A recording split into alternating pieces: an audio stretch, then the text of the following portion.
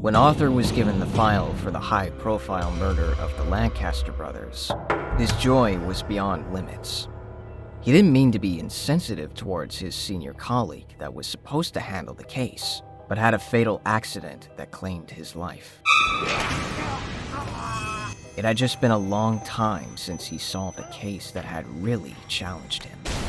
Almost all of the cases in the past half-decade of his career had been solved in less than a week.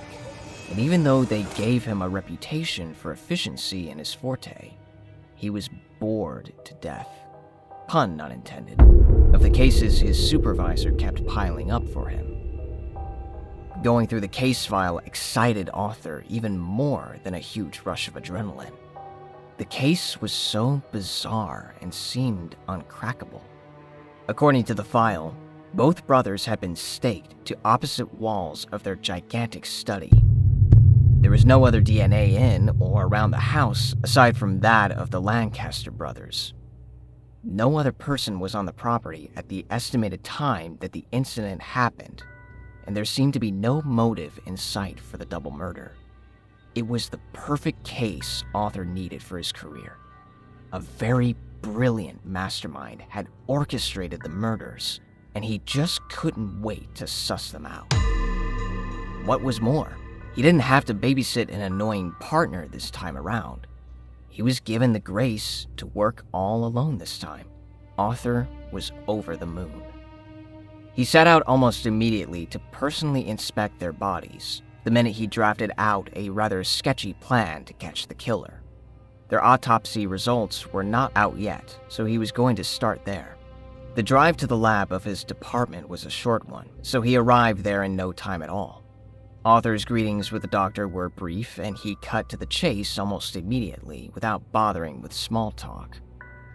The doctor brought out the bodies for him to analyze the post-mortem, while the autopsy was being prepared in black and white. According to Dr. Barnes, the weapon that killed them, the same wooden stake with a silver tip that had them both pinned to the wall, had no fingerprints or DNA. That is odd. But even more eyebrow-raising is the fact that the weapon disintegrated to fine dust the moment it was put under X-ray. We don't know what kind of wood the staff was made of, but we've tried different samples of wood, even rare ones, and none of them have reacted in that manner. Arthur took notes of the lab technician's deductions in his leatherback pocket journal. "You said the wooden staff killed them?" he asked Dr. Barnes to be sure he'd heard the doctor right, and the man in his pristine lab coat nodded in affirmation. Arthur was puzzled. There were no traces of poison in their bloodstream. Their bodies was drained of blood. The few traces of blood we found were in their digestive system, and the DNA didn't match theirs. But I assure you, there wasn't a single trace of poisonous substances in their bodies. There were no other piercings or wounds to suggest that they'd been stabbed or shot either.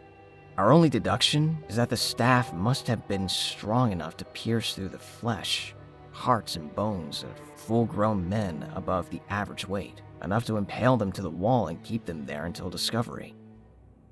These staffs are definitely what killed the men in the privy of their own home. Arthur had never heard anything that sounded so logical, and at the same time, made little to no sense. The staff was strong enough to keep the men impaled to the walls, but had disintegrated under the light of an X-ray. Things were getting interesting. "So what's your bet on who would do this?"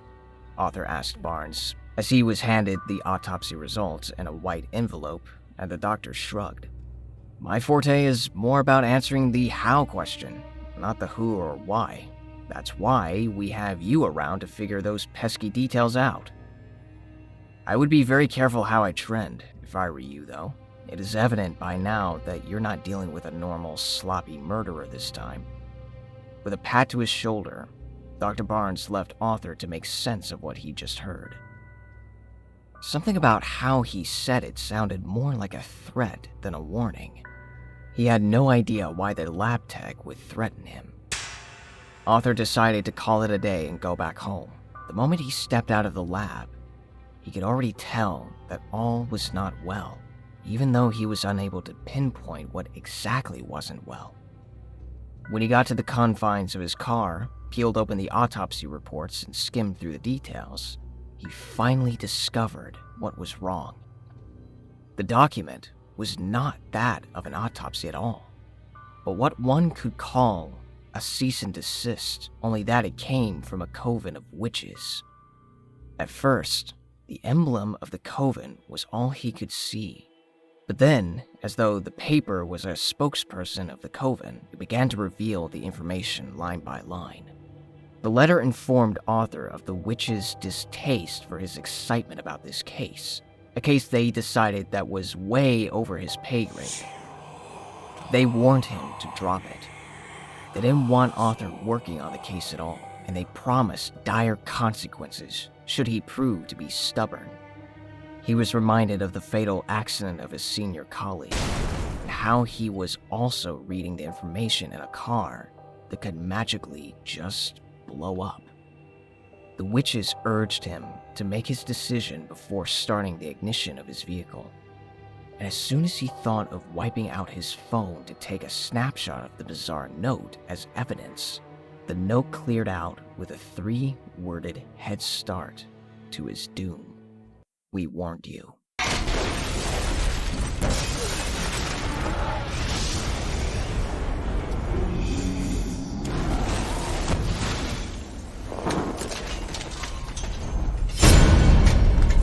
Subscribe today or beware.